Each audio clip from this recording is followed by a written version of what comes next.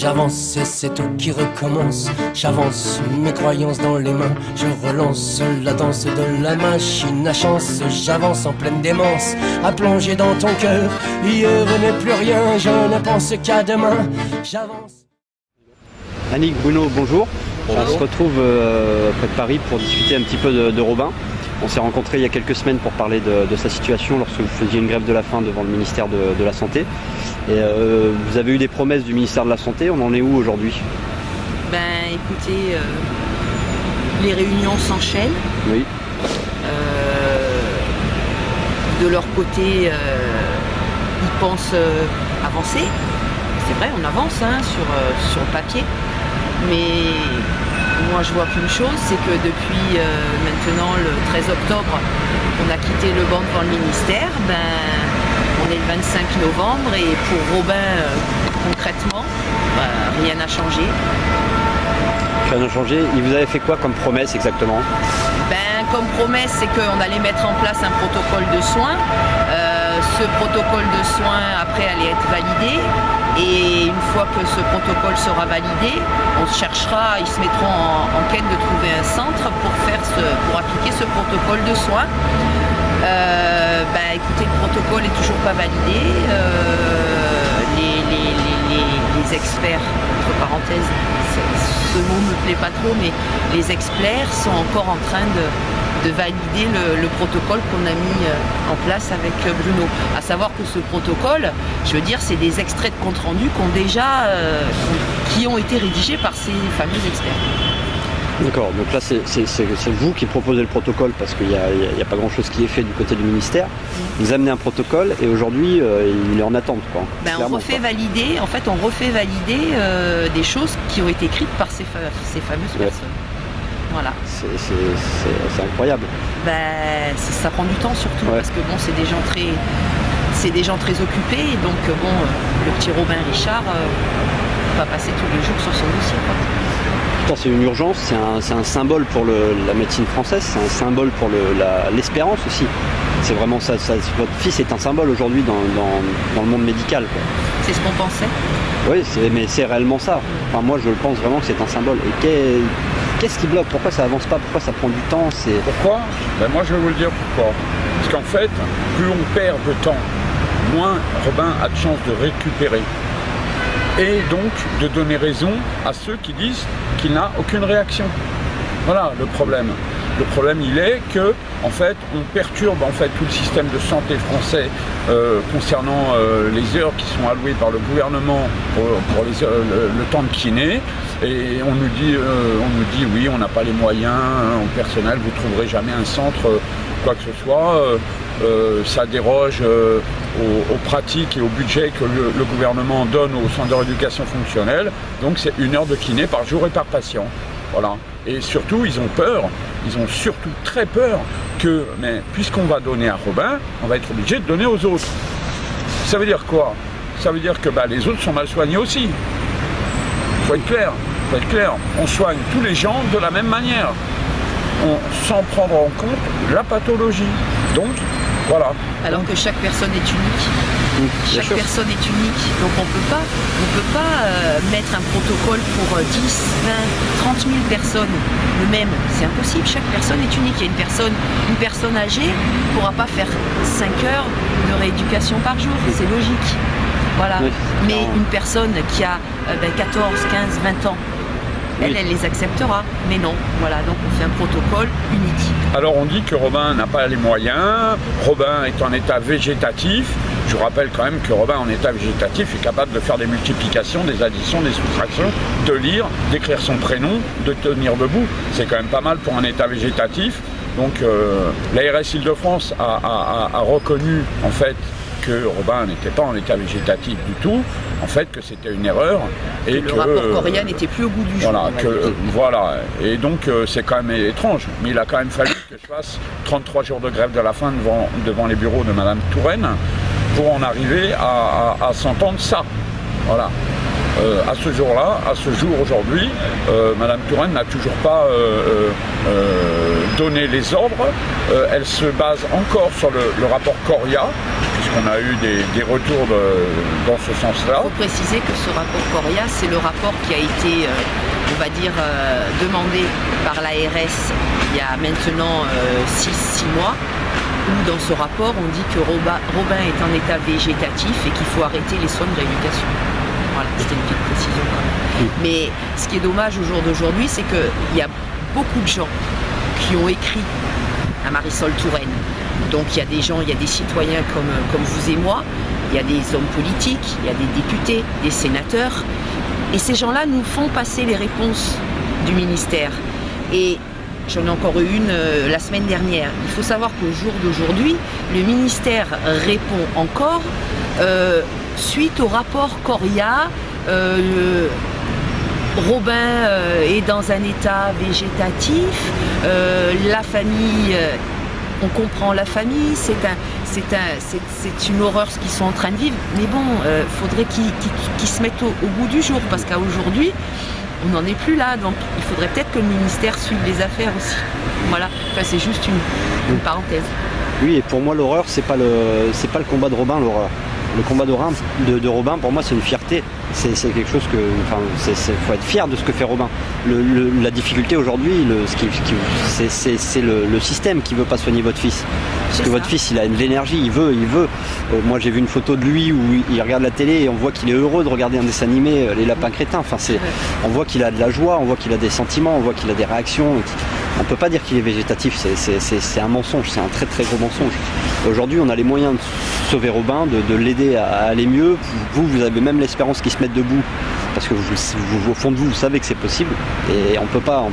Un médecin ne sera pas aussi fiable que vous. Vous êtes ses parents, vous savez ce que est capable votre fils, vous savez où veut aller votre fils. Donc comment certains médecins qui n'ont jamais vu votre fils peuvent dire il est végétatif, on peut rien en faire. Parce qu'on suit à des dossiers. On suit à des dossiers, à des comptes rendus. Vous savez, une volonté politique. Il n'y en a pas eu qu'un de compte rendu. Il y a eu un compte rendu négatif, oui. Il y a eu un compte rendu négatif, mais il y a eu des comptes rendus positifs aussi. C'est de cela qu'on s'est servi pour faire notre protocole de soins. Parce que ceux-là, on les écartait systématiquement du dossier. Et pourquoi ils veulent pas en prendre ils veulent pas en prendre acte? Pourquoi? C'est des médecins qui sont pas compétents, qui ont fait des trucs positifs pour Robin? Non, pas du tout, non. Non, ces médecins vont justement dans le bon sens. Et le problème, c'est que comme ils vont dans le bon sens, eux demandent un volume de soins que, en fait, l'ARS Île-de-France et donc le gouvernement, puisque quand on parle de l'ARS, c'est évidemment le gouvernement, ne veulent pas appliquer à Robin, parce que justement, il faudrait qu'il l'applique à d'autres. Et c'est là le problème, c'est là leur problème, c'est qu'ils ne veulent pas justement aller appliquer à d'autres ce qu'ils pourraient appliquer à Robin. Alors nous leur avons dit, Robin c'est le seul enfant au monde dans ce cas-là. Donc je ne comprends pas pourquoi on ne veut pas. Qu'est-ce qu'ils attendent pour créer quelque chose pour lui simplement? Voilà. Ils n'ont pas à avoir peur de quoi que ce soit. On ne veut pas du tout déroger ou dérégler qui que ce soit. Nous, on veut simplement qu'on soigne notre enfant. C'est un cas unique. Alors on nous dit oui, mais on ne peut pas mettre tout ça en place pour un cas unique. Mais alors, excusez-moi, quand on voit notre pauvre petite infirmière qui a attrapé Ebola, en 24 heures, on a mis tout un protocole de soins pour un cas unique. Bien sûr. Et Marisol Touraine s'est déplacée à son chevet, bien sûr, puisque là, ça faisait de la pub pour l'État français qui soignait le virus Ebola. Mais pour Robin qui prend la foudre pendant une sortie scolaire, on ne met pas les moyens. C'est une honte. Moi, il y a une phrase que j'aimais bien de Xavier Bertrand qui disait cas exceptionnel, mesure exceptionnelle. Oui, exactement. Pathologie exceptionnelle, moyen exceptionnel. C'est une phrase moi qui m'est restée gravée. Et bien sûr, il était en sortie scolaire et il était sous la responsabilité de l'État. Et aujourd'hui, l'État, non, c'est pas leur responsabilité. Ils ont les moyens de le faire, etc. Non, on le fait pas. Ouais. Alors que c'est par rapport au budget de la médecine en France, enfin soigner Robin, c'est dérisoire. Mais vous savez, le problème par rapport à ces protocoles de soins, je pense que le problème est, on a de super bons médecins en France. On a rencontré des médecins formidables. Un médecin fait un protocole.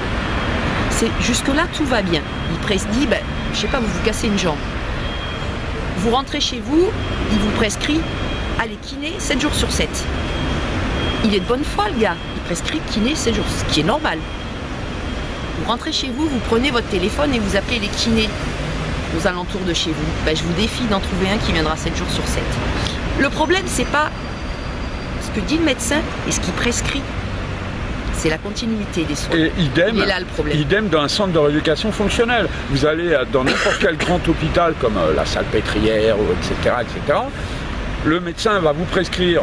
Ah, il va prescrire kiné maxillofacial, kiné 7 jours sur 7. Exactement. Il fait aucune erreur. Vous allez ensuite dans ce centre de rééducation fonctionnelle, il s'arrache les cheveux. Mais il dit, il s'arrache les cheveux. Kiné maxillofacial, mais on fait pas ça tous les jours, mais vous rigolez quoi. Voilà, on fait pas ça. Le volume de soins, on peut pas. Alors, c'est pas qu'on veut pas, c'est qu'on peut pas parce qu'on manque de personnel. Donc à la sortie, comme on nous avait dit à l'ARS à Melun, on nous a dit, s'appelle l'envolée de moineaux.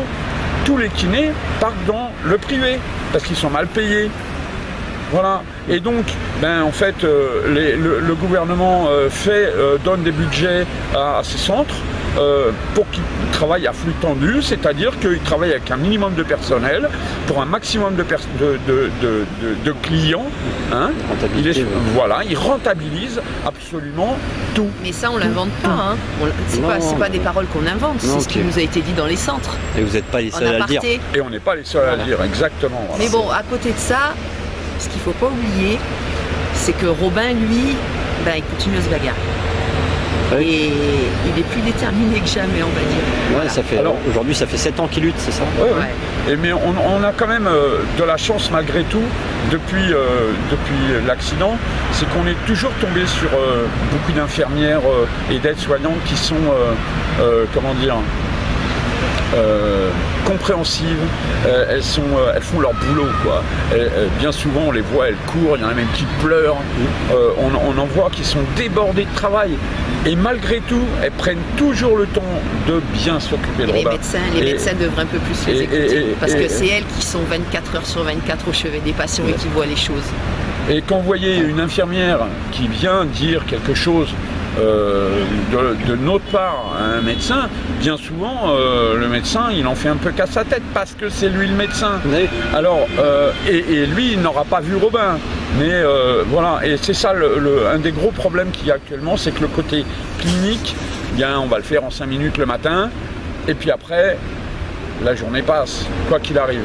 Et bien souvent c'est les infirmières qui font le maximum, on va dire, à leur petit niveau, mais qui est un grand niveau malgré tout. Et on a. De toute façon, si au jour d'aujourd'hui Robin a toujours cette envie de se battre et toujours là, et si nous on a tenu le coup, c'est aussi grâce à elle. Voilà. Oui, parce qu'il y a eu beaucoup de soutien, beaucoup d'aide aussi psychologique de ces personnes-là. Ah oui, énormément. Alors bien souvent, il y a des infirmières. Alors pas actuellement, mais bon, on a déjà eu le cas où des infirmières venaient nous voir en nous disant, vous inquiétez pas ce qu'il a dit, parlant d'un médecin. Voilà, je vais faire, vous inquiétez pas, je vais faire le mieux que je peux. Et voilà, c'est déjà arrivé parce que les gars, il y en a, ils ont. C'est plus des gestionnaires aujourd'hui que des médecins. Hein. Ils ont un peu perdu leur rôle de médecin comme. Voilà, c'est des gestionnaires avant tout. Ils survolent. C'est dommage. Ils survolent. Oui, je connais un monsieur qui s'appelait Hippocrate qui doit avoir mal aux fesses aujourd'hui. Ah, il doit se retourner dans sa tombe largement. Et pourtant, ils ont signé ce papier, le serment d'Hippocrate, c'est quelque chose qui est... Et il paraît que, je sais pas, j'ai entendu dire qu'au jour d'aujourd'hui, c'était plus obligatoire. C'est plus obligatoire le serment d'Hippocrate. Ils sont en train de faire qu'ils aient pu le signer. Voilà. C'est plus logique parce qu'ils ne respectent pas ce serment, donc maintenant ça va être le serment. C'est plus honnête de ne pas le signer, quoi. C'est le serment budgétaire maintenant. D'Hypocrite. J'aime bien dire serment le serment d'Hypocrite, exactement. On n'est plus dans le système de santé, on est dans un système commercial où vous prenez des grands champions automobiles qui vont avoir un gros volume de soins. On va faire venir des professeurs de Paris pour le soigner lui. Mais il y a un gros portefeuille. Voilà, il a un gros portefeuille. C'est aussi un cas exceptionnel pourtant. Bien sûr. C'est un cas unique. Bien sûr, il est surtout unique sur son compte en banque et comme donateur pour certains organismes réputés à Paris. Et donc, mais malgré tout, ce gars, dès qu'il a pu, il est parti à l'étranger. Il n'est pas resté en France. Il n'est pas resté en France, c'est quand même étrange quand même. C'est quand même étrange. Voilà. Ouais, alors qu'on est censé avoir les meilleurs médecins du monde. Bien sûr. C'est l'image qu'on nous donne, tout ça, qu'on est capable de soigner les enfants handicapés, les gens en détresse, on est capable de tout soigner, on est capable de tout faire. Mais il y en a quelques-uns quand même qui rentrent pas dans le système et qui font encore de la bonne médecine. Heureusement que c'est pas tout le monde, oui, clairement. Mais dans tous les secteurs, de toute façon, c'est gangréné. Et dans tous les secteurs, il y a des bonnes personnes, il y a des gens qui travaillent, qui se battent contre ce système qui est dur et pourri à mon goût.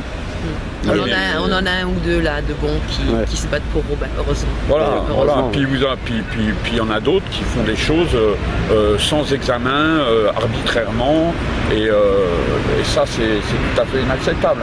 Voilà. Et qui sont indignes d'un médecin, quoi. Voilà. Qui ne nous écoutent pas, il y en a. Pour connaître tous ces médecins, toutes ces infirmières qui vous ont aidé ou l'inverse, on peut retrouver votre livre qui est sur l'histoire de Robin, quoi, qui est très intéressant. Je pense que beaucoup de choses sont dites dans ce livre. Si les gens veulent vraiment comprendre votre histoire, il faut démarrer par ce livre-là. Et voilà, et vous soutenir, parce que le combat n'est pas fini, le combat fait juste de commencer pour Robin, parce qu'il est le début de sa vie. Oui. Le début de sa vie. Hein. Le livre Robin, le jour où le ciel se déchira, qu'on avait écrit à l'époque chez Jacob Duvernay, on l'avait fait, évidemment il y a une rentrée financière, évidemment, mais on l'a fait surtout pour faire connaître son histoire, parce que c'est la garantie qu'il sera bien soigné. Malheureusement, Jacob Duvernay a fait faillite, donc maintenant le livre est disponible sur le site de l'association Robin Richard uniquement, hein, mais on est en train de travailler sur le tome 2. On n'a encore aucune information à donner là-dessus, mais on y travaille parce que l'histoire n'est pas terminée, parce que depuis maintenant 2 ans et demi, il s'est passé beaucoup de choses depuis la parution de notre livre. Ce livre, c'est vrai, c'est l'histoire de Robin, mais on raconte des choses qui peuvent aider beaucoup de monde. Certes, ça sert à Robin, mais je pense que notre histoire et le combat de Robin peut servir à beaucoup de monde. C'est un parallèle avec ce que vivent beaucoup de gens, en fait. Parce que nous, on rencontre beaucoup de gens, d'infirmières aussi, hein, nous disent des choses qui sont assez... qui vont dans le même sens. Beaucoup de gens mènent des combats un peu comme le nôtre, mais ils n'ont peut-être pas le même ressort que nous pour se défendre, pour aller interpeller, pour se défendre simplement. Et ce livre-là était aussi pour dénoncer tout ce qui se passe, quoi. Il faut savoir que chaque personne est maître de sa vie. Chaque personne est maître de sa vie. Personne n'a le droit de vie ou de mort, de soins ou de non-soins sur votre personne. Un médecin, c'est un homme, c'est pas un dieu. Et il faut bien qu'ils en prennent conscience. Voilà. C'est pas parce qu'ils ont fait des études qu'ils sont plus intelligents. Et puis c'est encore moins des Nostradamus. C'est des gens qui sont là pour soigner et rien d'autre. Et tant qu'on n'a pas un résultat bien, ils doivent continuer à soigner. C'est leur boulot. C'est pour ça qu'on les paye. Voilà. Et aujourd'hui, on a l'impression qu'on est un peu à leur service, qu'on est un peu leur chose, que c'est eux qui doivent commander, etc. D'ailleurs, je crois que le pronostic est puni par la loi. On peut faire un diagnostic, mais on ne peut pas faire un pronostic. Disons que dans l'éthique médicale, le pronostic est, on va dire, mal vu, alors qu'ils n'ont qu'à faire des diagnostics. Mais encore une fois, il faut qu'un diagnostic soit cohérent et fondé sur certaines choses. On ne peut pas faire des diagnostics avec des appréciations tout à fait arbitraires. On doit se baser sur des choses complètement cohérentes, quoi. Dans ce livre, justement, vous dénoncez beaucoup de médecins, vous donnez les noms de toutes ces personnes. Est-ce qu'il y a des personnes qui vous ont attaqué pour diffamation? Est-ce que vous avez eu des problèmes via ce bouquin? Jamais, on dit la vérité. Jamais. Qu'est-ce que vous voulez qu'ils nous attaquent sur des faits qui sont réels? C'est la vérité. Nous, tout ce qu'on va dire... C'est grave, hein, ce qu'il y a dans le livre, quoi. Mais bien sûr que c'est grave, mais bien sûr, mais attendez. Oui, comme l'hôpital où on a cassé le bras à Robin. On n'a jamais su ni comment, ni... Alors on a essayé de nous faire passer ça pour de l'ostéoporose. Mais après les examens, mais non, c'est un geste violent. Voilà. Mais ils ont qu'à... Si on avait eu à porter plainte, on l'aurait déjà fait. Et puis, mais c'est pas notre but. Notre but, nous, c'est de faire avancer Robin. C'est notre priorité. Et puis, si ça déplaît à quelqu'un, ce qu'on a écrit, ils ont qu'à nous attaquer, eux, pour diffamation, par exemple. Je pense que là, ils seraient... Oui, mais c'est normal quand même, hein, dans ce que Robin a déjà vécu jusqu'aujourd'hui, des choses qui sont pas loin du criminel quand même. Hein. Ah oui, hein, Robin a failli mourir plusieurs fois quand même. Hein. Pour ce que j'ai lu, oui, on en est là, on en est dans le criminel. On en est toujours à se demander. Il y a plusieurs personnes du corps médical qui nous ont dit, mais attendez, là, vous avez largement de quoi porter plainte pour maltraitance. Mais bon, c'est pas notre but. Nous, notre but, c'est faut avancer. Faut avancer pour Robin. Voilà. Une procédure, ça met du temps et ça n'apporte rien à Robin. Exactement. On ne fera pas le premier pas. Nous, on a écrit. Ce qui est passé est passé. On a écrit ce livre. Et on écrira le tome 2 pour continuer sur les 2 années qui viennent de s'écouler déjà. Hein, depuis le changement de gouvernement, précisément. Parce que le temps passe, et comme on dit, plus le temps passe, plus ça va être difficile de Robin de récupérer toutes ses capacités. C'est exactement ça. Et depuis ces 2 ans et demi, depuis cette alternance politique, on va dire, je rappelle qu'on avait été aidé par l'ancien gouvernement, et précisément par Xavier Bertrand. Depuis ce changement de gouvernement, j'en suis à ma 5e grève de la faim. J'ai fait 5 grèves de la faim. C'est tout à fait inacceptable. Mais bon, c'est pas de la politique, hein, c'est une constatation. On ne fait pas de politique, c'est une constatation.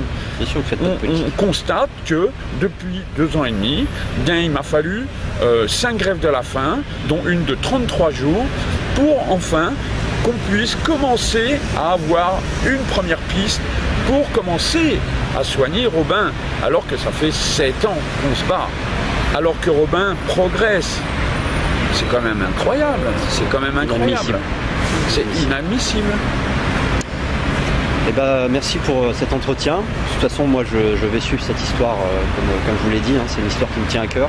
Donc on sera là derrière vous, et dès qu'il y aura du nouveau, on sera toujours avec vous, quoi. Et je pense que le public, plus il y aura de gens qui vont prendre conscience de ces faits, plus vous serez soutenu, et peut-être... Vous savez, ça peut arriver à n'importe qui. Bien sûr, ça peut arriver, mais bien sûr. La vie peut basculer. Il faut rappeler ce qui s'est passé, c'est un éclair qui est tombé sur votre enfant. Un éclair, ça peut tomber n'importe où, n'importe quand. Quoi. Tout à fait. Tout à fait. Tout à fait. Et bon, actuellement, il y a des discussions, c'est tout à fait incroyable. Il y a des discussions qui sont en train d'être menées avec l'ARS, avec le gouvernement, pour qu'on puisse donner des soins à notre enfant. C'est quand même aberrant, quoi. C'est quand même aberrant. Le droit à la santé, c'est un droit constitutionnel. Voilà, et hors protocole, créons ce protocole. Voilà. C'est un droit constitutionnel. C'est pas plus compliqué. Il était en sortie scolaire. Voilà. Juste à le valider et accepter tout ça. Exactement. Vous avez déjà fait le boulot, quoi. Alors là, bon, que tout le monde range un peu son amour propre sous son mouchoir et qu'on avance. Bien sûr. Et je vais vous laisser le mot de la fin. Juste avant, je sais pas si Robin verra cette vidéo, mais en tout cas s'il la voit, je souhaite lui faire un gros bisou. Lui dire merci pour son courage, parce qu'il a un courage extraordinaire qu'on a rarement l'occasion de croiser. Donc un grand merci à lui pour ce courage, un grand merci à vous pour l'aider, quoi. Un grand merci à votre famille dans ce combat, parce que c'est quelque chose d'essentiel, je pense. Et vraiment, je suis fier de lui, fier de Robin, fier de vous, parce que c'est vraiment quelque chose de très fort. Merci à vous. Je vous laisse le mot de la fin. Je vais vous dire 2 petites phrases. Les seuls combats que l'on ne gagne pas sont ceux que l'on ne mène pas. Et l'avenir, il ne faut pas le prévoir, il faut le permettre. Il faut se donner les moyens de le permettre. Et actuellement, on ne donne pas les moyens à Robin de guérir. Mais on va lui donner les moyens. Et s'il faut retourner une nouvelle fois sur le banc devant le ministère de la Santé, et on y retournera. Et autant de fois qu'on n'aura pas ce qu'il faut. Voilà. Robin, il a du potentiel, et on ne permettra à personne de mettre un frein à ça. Voilà, à personne. Cheval sur un rêve dans la nuit qui s'achève. Je prends quelques instants de repos, guerrier, je repars au galop. De monture en monture, je me casse la figure. Je tombe, je me relève, y a mon cœur qui fait la crève. Je ne lèche plus mes blessures, je ne compte plus mes fractures. J'avance à perdre haleine, sans jamais perdre la haine. Quitte parfois, il laisse un bout du foie. Et tellement je m'omnibile, et tellement je crache ma bile, que le temps qui défile est une peau qui m'habille en oripeau de crapaud. Un voisin dit venin,